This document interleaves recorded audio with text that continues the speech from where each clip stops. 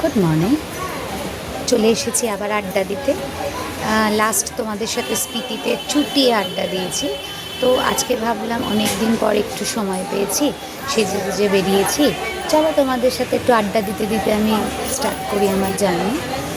তো আজকে খুব তাড়াতাড়ি ঘুম থেকে উঠে সমস্ত কাজ করে খাবার রেডি করেছি ছেলের করে, এবার বেরিয়েছি। আমার সাথে আরও একজন আছে, তাকে আমি পরে দেখাবো, কিন্তু তার আগে একটুখানি বলি যে আজকে যে জায়গাটায় আমি যাচ্ছি জানো সেটা কোন জায়গা?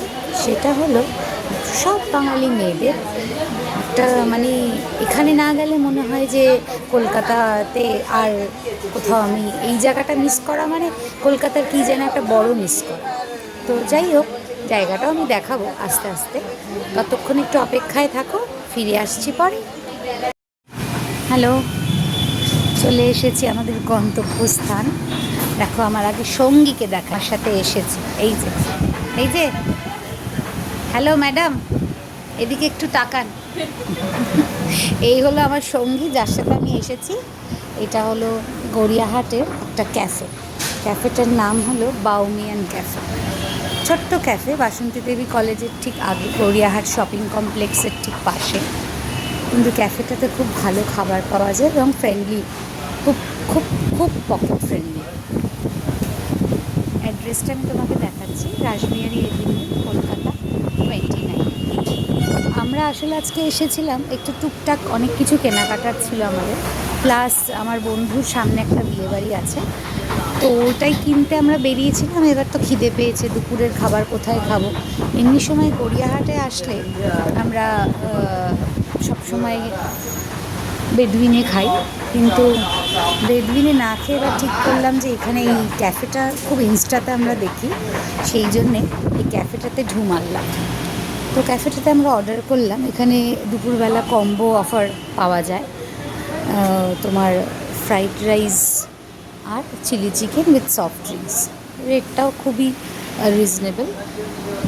এরপর খাওয়া দাওয়া করে আমরা গড়িয়াহাট ঢু মারতে বেরোবো, তখন তোমাদেরকে সঙ্গে চলে এসেছি এখন শপিংয়ের মুডে। তোমাদেরও দেখাবো গড়িয়াহাটে কী না পাওয়া যায়। দেখো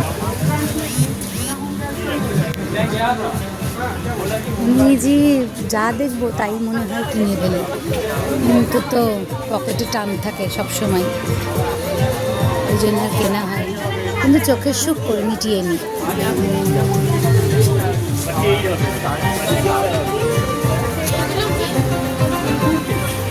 এখন তো সব ইনস্টা ব্লগ দেখে দেখে গড়িয়াহাটের সব আনাচে কানাচে গলিতে কোথায় কি ফেমাস সেগুলো দেখা জানা খুব সহজ হয়ে গেছে। কিন্তু আমরা যখন কলেজ বা স্কুলে পড়তাম তখন থেকে গড়িয়াহাট আসি। গড়িয়াহাট তখনও যেরকম ফেমাস ছিল এখনও সেই ক্রেজটা রয়ে গেছে।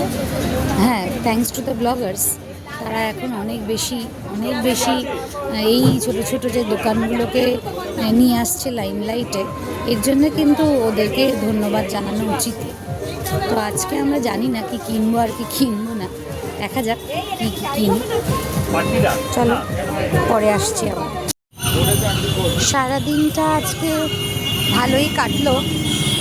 সকালে স্টার্ট করলাম গড়িয়াহাট দিয়ে, তারপরে আমি গেলাম আমার মায়ের কাছে। মা থাকে বেলঘরিয়ায়, মা অসুস্থ। ওই আমি যাই মোটামুটি সব কটা সপ্তাহতেই, যেতে পারি না, তাও চেষ্টা করি যাওয়ার। মার কাছ থেকে এখন আমি মধ্যমগ্রামের চৌমাথায় রয়েছি। এখন আমি যাব আমার যোগা ক্লাস করে, তারপর আমি বাড়ি ফিরব। সো আজকে স্যাটারডে আড্ডা ভালো কাটলো, আশা করি আমার ভিডিওটা তোমাদের ভালো লাগবে। নেক্সট দেখি নতুন কিছু যদি প্রোগ্রাম থাকে বা প্ল্যান থাকে তোমাদের সাথে শেয়ার করব। কিন্তু তার আগে সবাই ভালো থাকো, সুস্থ থাকো, আর আমিও চেষ্টা করব ভালো থাকার। ভালো না থাকলে তোমাদের সাথে আড্ডা দেবো কী করে। So good night and have a sweet dream. Love you all, tata.